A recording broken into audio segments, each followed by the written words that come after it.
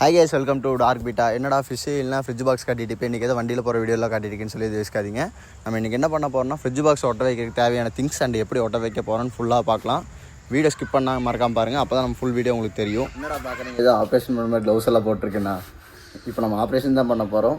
உண்மையில ஃப்ரிட்ஜ் பாக்ஸ்க்கு நம்ம ஆப்ரேஷன் பண்ண போகிறோம். அது எப்படி பண்ண போகிறோன்னு இப்போ நீங்கள் ஃபுல் வீடியோ பாருங்கள், உங்களுக்கு எல்லாமே அதில் தெரியும். என்னடா க்ளவுஸ் எல்லாம் போட்டு ஏதோ சிலிண்டர் மாதிரிலாம் வச்சுட்டு இருக்கியே சொல்லி அப்படி தானே கேட்குறீங்க.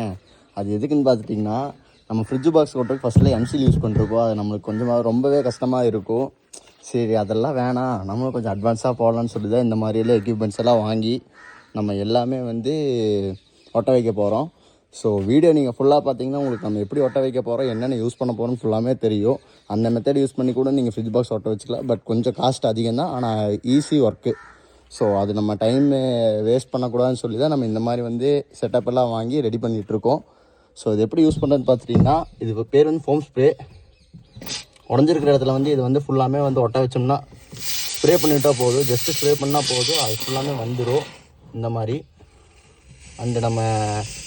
அது நம்ம தேவையான அளவு மூட்டு வச்சுட்டு மற்ற அப்படியே கட் பண்ணி வச்சு